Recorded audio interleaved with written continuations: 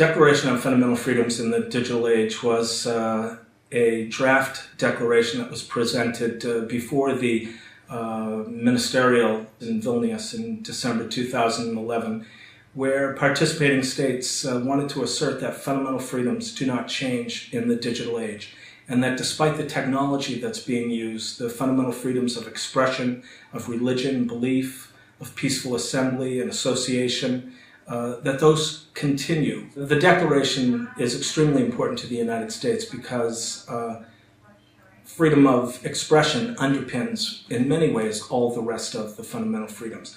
How can you have freedom of peaceful assembly and association, freedom of media, freedom of religion or belief, without the right to be able to speak publicly about it or to communicate with others? The freedom of expression entails the right to receive and impart information.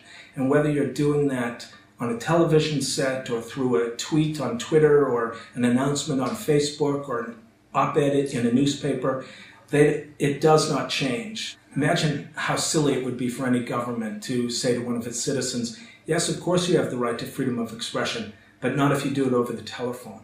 Or how silly it would be for a government to say to its citizen, yes, you have the right to peaceful assembly, but not when you organize that meeting through fax machines. The existing OSCE documents, just in the human dimension, cover volumes.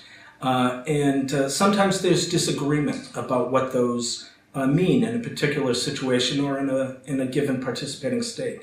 And one of the reasons why we, the participating states that signed on to the Declaration, thought it was so important is it said no matter what our other differences are, we all agree and affirm that these fundamental freedoms continue. The current chair in office, Ireland, has made it one of their own priorities for the year 2012 and intend on holding a special meeting in Dublin in June to discuss fundamental freedoms in the digital age. And Taoiseach, the Irish foreign minister, spoke at his opening address at the OSCE on the importance of recognizing that fundamental freedoms in the digital age do not change.